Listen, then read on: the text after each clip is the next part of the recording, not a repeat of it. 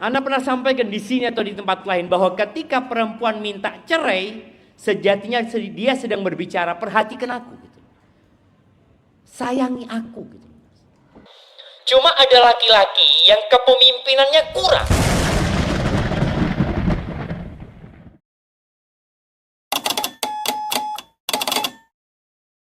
Puasa, jangan maksa. Karena masalah ekonomi yang kita lihat terjadi itu salah satunya penyebabnya adalah dia tidak mampu tapi dia memaksakan diri. Atau ada sebab-sebab lain yang bentar lagi kita akan bahas. Di surat An-Nisa ayat 34. Allah menyebutkan tentang kaum laki-laki. Karena di negeri kita pemahaman tentang siapa yang wajib memberikan nafkah itu sepertinya pudar. Banyak laki-laki yang berpikir istri juga punya kewajiban untuk memberikan nafkah. Banyak orang tua juga memerintahkan anaknya untuk bekerja. Oleh karena itu, pada saat sudah menikah dan suaminya mengatakan kepada istrinya, "Dek, engkau resign nih.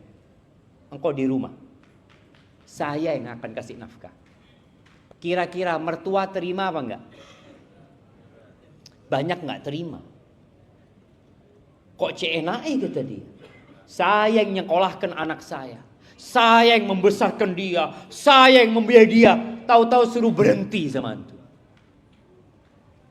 Lo kan istri saya. Lo iya tapi anak saya. Ya apa akhirnya jamaah? Apa yang harus dilakukan? Berangkat ke pengadilan? Tidak. Nggak perlu ke pengadilan. Sampaikan ke bapak mertua, bapak sudah ngasihkan dia ke saya. Ini loh tanda tangannya bapak. Loh iya. Ada serah terima. Ada qabil tuh. Karena ini juga jadi masalah. Yang menyebabkan perceraian kadang-kadang. Gara-gara sang suami nggak mau istrinya bekerja. Loh gimana Ustaz dia kerja Ustaz? Dia kerja anak-anak sama pembantu. Nggak diurusin. Padahal anak sebagai suami mampu Ustaz, untuk membiayai. Akhirnya sampai mertua nggak mau kenal lagi sama menantunya. Dianggap menantu durhaka. Anak kalau nurut sama suaminya dianggap durhaka juga. Mawaddah dan rahmah yang diharapkan terjadi akhirnya berantakan. Di surat An-Nisa ayat 34 ini Allah menjelaskan tentang bagaimana posisi laki-laki, bahwa dia yang wajib memberikan nafkah full 100%. Ya, kita baca ayatnya. Siapa lagi? Selain Ustaz tadi yang mau baca. Nah, An-Nisa ayat 34. Ayo jemaah. Oh iya, kasihkan mic-nya. Kirimkan mic-nya.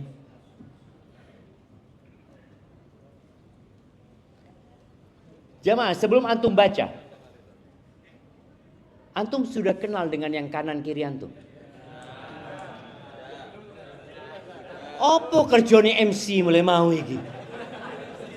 La haula wala quwata illa billah. Nah, fadhal.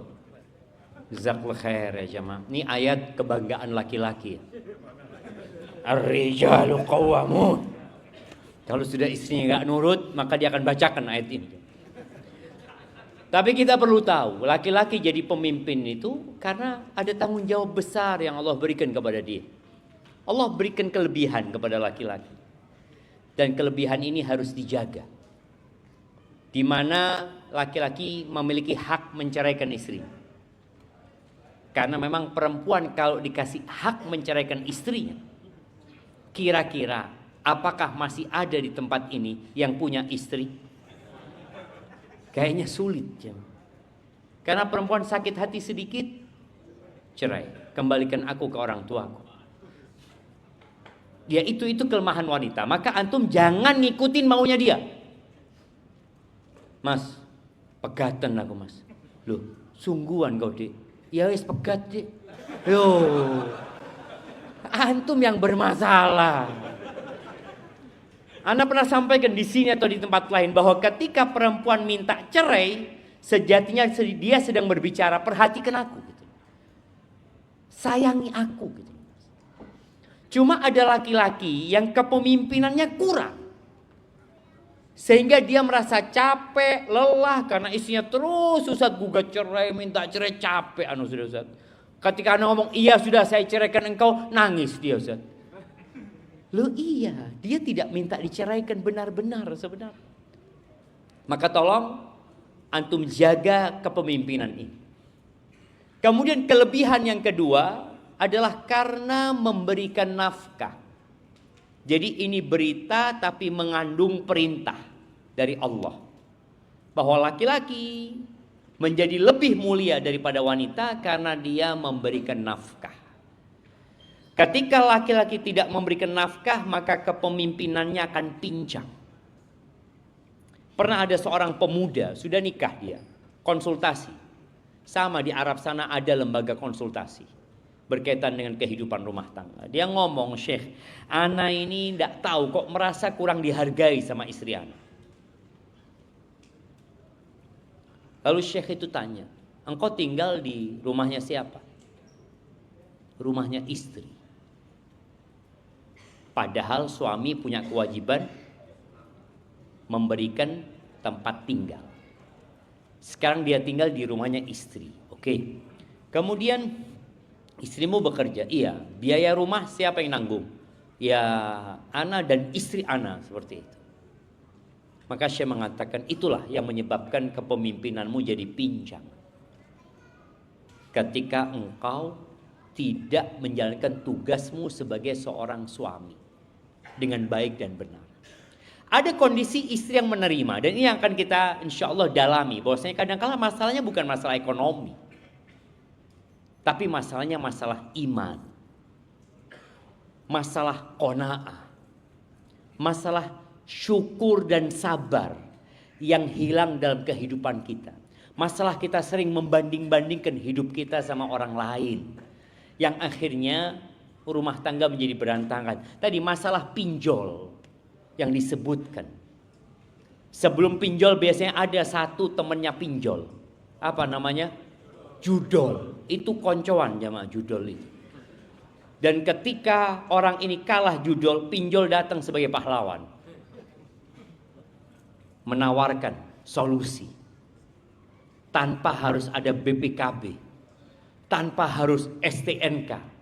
Tanpa harus ada pinjol. Itu apa syaratnya jamaah? Apa syaratnya? KTP, kasih hadiah dia. Nah, Masya Allah, kasih hadiah. Nah, KTP ya, KTP saja. Foto. Jadi fotonya di mana? Selfie gitu. Langsung dapat berapa? Loh, ini ilmu jamaah. Kadang kala, antum masih ada utang enggak? Ya enggak, alhamdulillah. Alhamdulillah jemaah. Enggak, beliau bukan pengalaman kan, bukan. Teman, Masya Allah. Semoga dikasih hidayah temannya itu jemaah. Belum bercerai temannya. Semoga tidak bercerai jemaah. Taib ahibati fillah.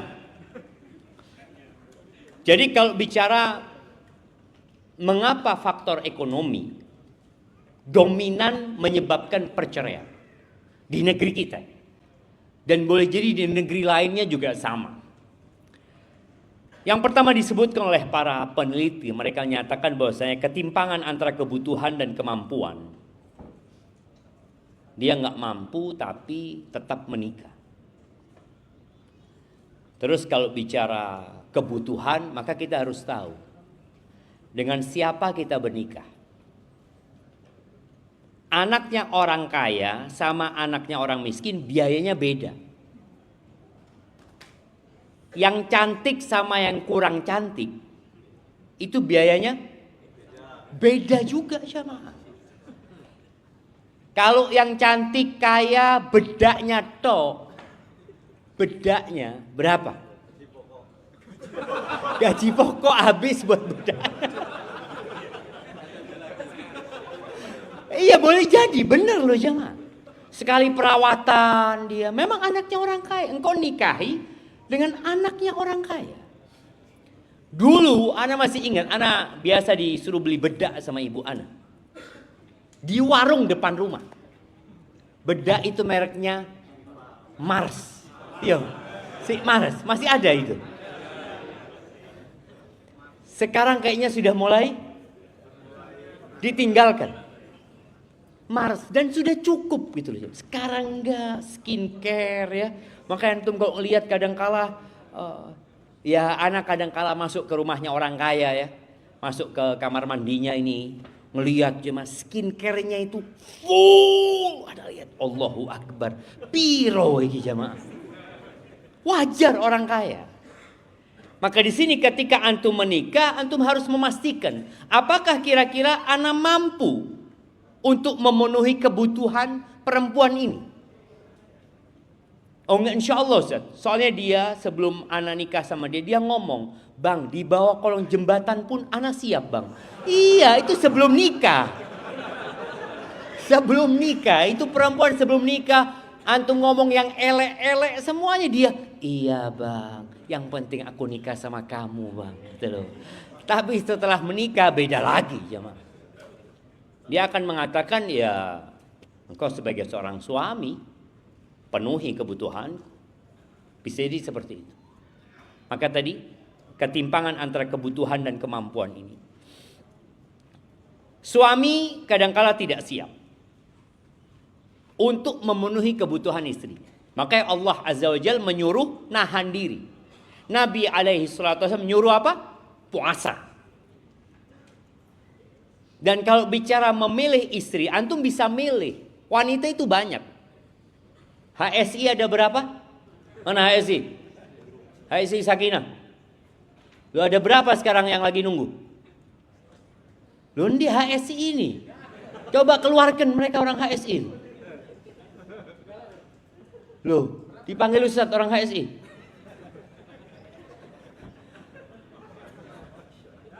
Loh, dah ono. Ya apa sing duwe acara iki dah ono jamaah. Jadi hilang orang HSI ini. Oh, tadi tidak disampaikan. Loh, coba hadirkan dulu. Mana orang HSI? Loh, ayo sini orang HSI. Kasih mic beliau. Kasih hadiah, sing duwe acara kayak hadiah. Apa ceritanya iki? Iya, berapa sekarang jumlah akhwat yang daftar? HSI. HSI Sakinah. Loh, enggak tahu. Endi penanggung jawab iki?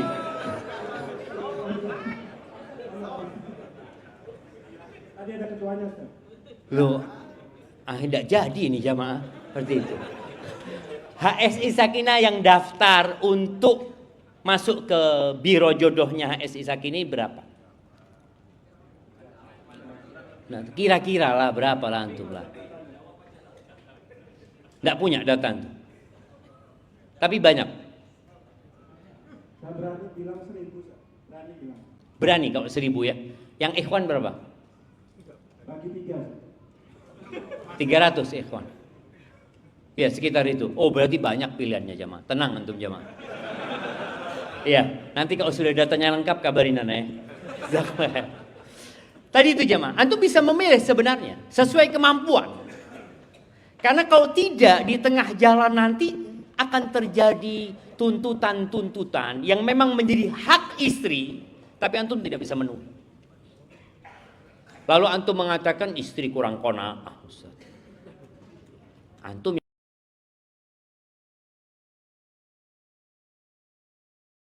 ini ternyata luar dan dalamnya tidak sama, Ustaz.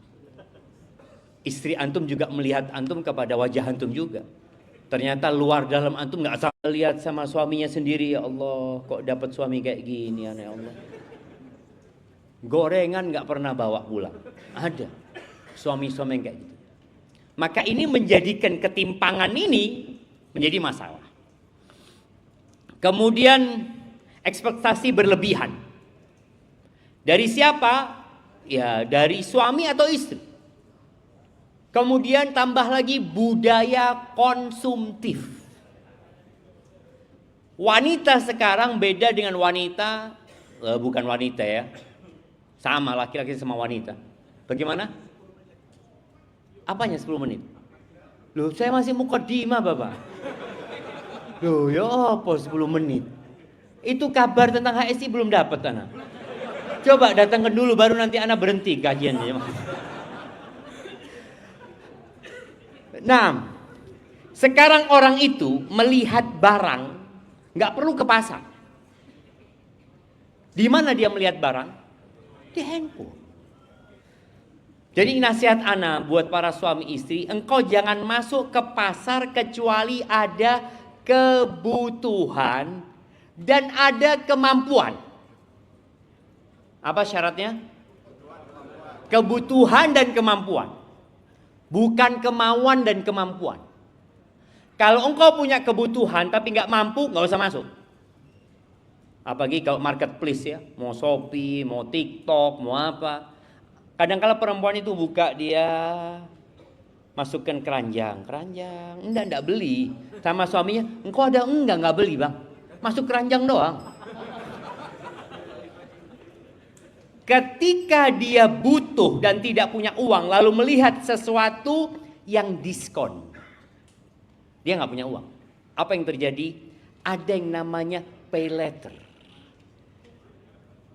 Mampir, nggak apa-apa, beli sekarang bayarnya nanti, utang akhirnya, dan utangnya beriba. Nah, itu yang akan menjadikan masalah ekonomi jadi masalah. Karena tatkala seorang akhirnya melanggar aturan Allah Azza wa Jal, maka sakinah, mawaddah dan rahmah akan hilang dari rumah tangga. Ya, bicara ekspektasi berlebihan, suka membandingkan pasangan. Ingat, orang yang akan nikmat hidupnya ketika dia ridho dengan apa yang Allah berikan. Boleh jadi istri mendapatkan suami yang penghasilannya nggak mencukupi, tapi tatkala dia mengatakan, bang, jazakallah khair, makasih. Dia tahu suaminya sudah bekerja keras. Karena rizkinya orang itu sudah ditakar. Ada orang yang kerjanya tidur-tiduran, rizkinya luas. Jangan sampai ya, antum kemudian membandingkan, ya Allah, fulan ini turu-turuan, rizkinya lancar. Anak kerja keras, sempit rizkinya. Apa anak harus tidur-tiduran juga ya? Loh, antum akhirnya tidur-tiduran, ditanya sama istri, mas, apa kok turu-turuan? Loh iku loh. Fulan turu-turuan, rizkinya lancar. Anak kesel, sempit. Mungkin anak dengan tidur-tiduran, rizkinya kayak fulan. Ya enggak bisa. Jangan pernah membandingkan dirimu dengan siapapun. Yang harus dilakukan adalah bagaimana melaksanakan perintah Allah Azza wa Jalla. Boleh jadi rizkimu sempit karena memang engkau berburuk sangka sama Allah. Boleh jadi karena engkau kurang bersyukur. Dengan selalu melihat ke atas, dengan bersuudzon sama Allah, yang mengatakan, kenapa ya Allah, fulan yang jarang sholat engkau kasih rezeki banyak, aku kok sempit rezeki. Dia akhirnya ingkar dengan nikmat yang Allah berikan. Padahal Allah mengatakan, la in syakartum la azidannakum wa la in kafartum inna adabi lasyadid. Sebagian orang mengukur kebahagiaan dengan materi. Tidak. Laisal ghina an kathratil arad. Ingat, kekayaan itu bukan dengan banyaknya harta benda. Enggak. Walakinnal ghina ghinan nafas. Kalau bicara kaya, maka kekayaan jiwa. Nah, bagaimana suami istri ini menumbuhkan kekayaan jiwa? Salah satu caranya dengan ridho terhadap pemberian Allah dan memandang kepada yang di bawahnya. Utang pinjol itu menjadi penyebab. Utang ya nggak harus pinjol ya. Cuma memang sekarang ini utang piutang yang mudah itu pinjol. Dulu orang harus ke bank. Dengan banyak persyaratan baru dia mendapatkan pinjaman. Kita masih ada sih sekarang tapi sudah jarang ya. Di tiang-tiang listrik itu jemaah. Apa tulisannya? Butuh dana segar. Tidak pakai lama. Antarkan BPKB atau apalah. Mereka seperti itu. Dengan adanya pinjol, orang akhirnya tergerak untuk utang padahal dia tidak butuh tadinya. Gara-gara dia melihat kawannya udah ganti HP, lihat kawannya ganti motor ya. Ini tadi standar hidup jamaah. Seorang istri ngelihat suaminya pakai motor jelek, lalu diomongin sama kawan-kawannya, akhirnya dia ngomong sama suaminya, "Mas, aku mau ke Korea, Mas." Loh, ke Korea. Nganu apa kata dia? Ya malulah. Masa sampai sekarang kita masih belum punya rumah? Masa sampai sekarang kita masih belum punya motor yang bagus? Nah, akhirnya dia berangkat ke Korea umpamanya, atau berangkat ke tempat lain. Padahal seharusnya yang memberikan nafkah siapa? Suami. Berangkatlah istri bekerja selama 2 tahun. Setiap kirim duit, suaminya kirim foto. Foto apa? Membangun rumah. Ini Dik, sudah sampai ini bangunannya. Sudah sampai keramik, akhirnya istrinya pulang. Ternyata yang difoto rumahnya tetangga. Iya jamaah, ada masuk koran itu jamaah. Rumahnya tetangga. Karena tadi engkau, gara-gara engkau berambisi dunia, engkau tinggalkan kewajibanmu sebagai seorang istri. Engkau tinggalkan kewajibanmu sebagai seorang ibu, mengikuti hawa nafsu, kemudian berantakan semua. Maka tolong tadi bicara pinjol ya, utang konsumtif ya, janganlah jamaah. Ada orang-orang yang takut uangnya itu keluar bau, takut jamuran jamaah. Jadi kayak kalau punya uang nggak disimpan, langsung belanja. Jangan. Boleh menyimpan uang untuk kebutuhan-kebutuhan yang memang dikhawatirkan nanti ya. Mungkin memang ada kebutuhan yang mendadak nantinya. Kemudian hilangnya kepemimpinan suami. Tadi ketika suami tidak memberikan nafkah dengan baik ya. Akhirnya istri merasa suaminya bukan lagi pemimpin. Komunikasi berubah menjadi saling menyalahkan. Ini gara-gara engkau, ini gara-gara kamu, terus ribut jemaah. Akhirnya konflik dan terjadilah perceraian. Dan semua masalah itu, semua yang tadi kita bicarakan itu bermula dari kurangnya ilmu. Ini masalah kita bersama. Ini masalah nasional. Bahkan Menteri Agama pun juga melihat ini masalah yang harus diselesaikan. Karena banyak orang menikah gak punya ilmu tentang bagaimana menjadi seorang suami. Siapa yang kuliah dan mata kuliahnya ada MK suami? Gak ada. Bagaimana orang belajar menjadi suami, menjadi istri, menjadi bapak, menjadi ibu? Gak ada. Sedangkan yang ada itu kita belajar tentang reproduksi. Bagaimana kok muncul anak-anak ini? Seksual. Sampai dulu rame ya tentang pendidikan seksual itu apa perlu diajarkan ke anak-anak. Yang perlu diajarkan kepada mereka itu adalah menjadi suami dan istri. Bukan melakukan hubungan seks. Tapi di masyarakat kadangkala orang berpikir itu yang perlu dipelajari. Makanya kalau ada pengantin baru, apa kata sohibnya? Hati-hati ya. Insya Allah. Dikasih jamu, dikasih apa? Nggak perlu. Tapi yang diperlukan bagaimana ilmu tentang menjadi seorang suami. Ketika seorang laki-laki menikah, maka engkau masuk ke dalam lautan. Yang badai itu kadang-kala datang tanpa diundang. Engkau berlabuh ke lautan yang kadang-kala engkau mancing ikan gak dapat-dapat. Berapa menit lagi waktunya? Berapa? 20 menit lagi. Jazakallah khair. 20 menit. Loh 2 menit gimana antum? Baik, jadi tadi kurangnya ilmu sehingga tidak tahu dengan hak dan kewajiban.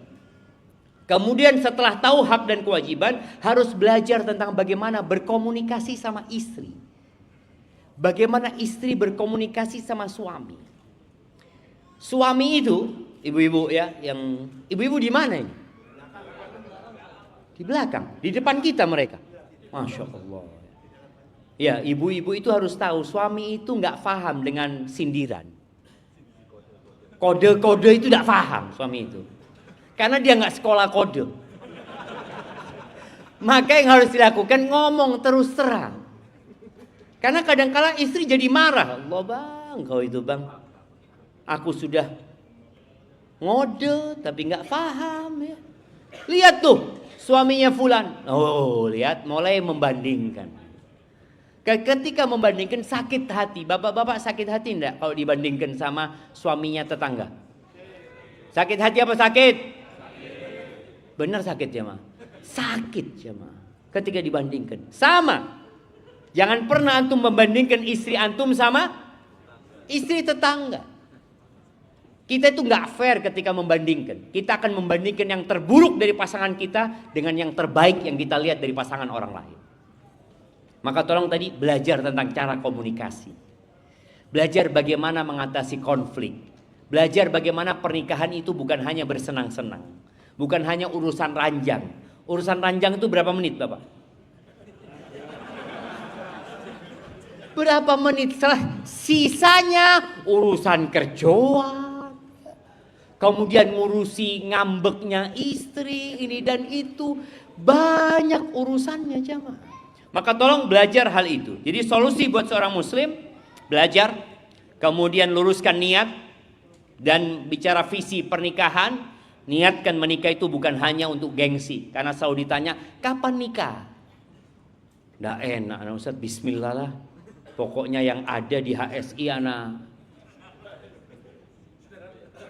Sudah dapat datanya antum? Berapa sebutkan? Untuk yang laki-lakinya 1.100. Mana mic-nya antum?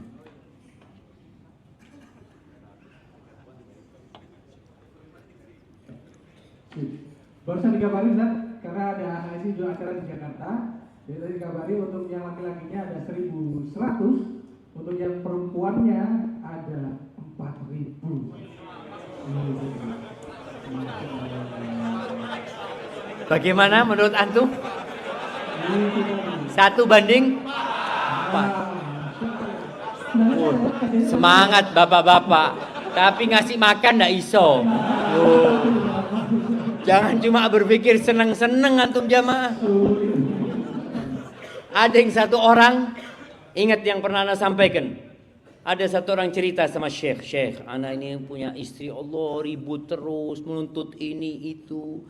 Ditanya sama Syekh itu, berapa istri antum? 1. Antum 1, anak punya 3 kayak gitu semuanya. Ya memang tadi kudu sabar jamaah. Maka ingat, luruskan niat ya, belajar, luruskan niat. Niatkan untuk ibadah, saling menenangkan ya, menciptakan sakinah, membangun generasi yang soleh. Ini suami istri, pasangan hidup. Sehingga masalah ekonomi nggak jadi masalah nantinya.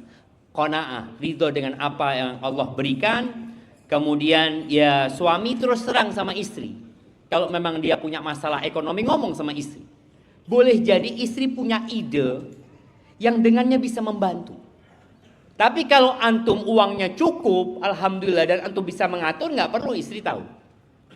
Yang penting istri dikasih nafkah cukup. Ada satu orang jamaah, anda nggak apa-apa cerita dulu ya. Jazakallah khair, kok baik antum sekarang. Ini ada seorang perempuan, dia ngomong, Ustadz, anak ini nggak pernah tahu Ustadz, sama urusan suami anak. Nggak pernah tahu, selalu suami anak ngomong, wis de urusono urusan rumah, urusono anak-anak. Subhanallah, ketika suami anak meninggal dunia, harta suami anak ternyata T.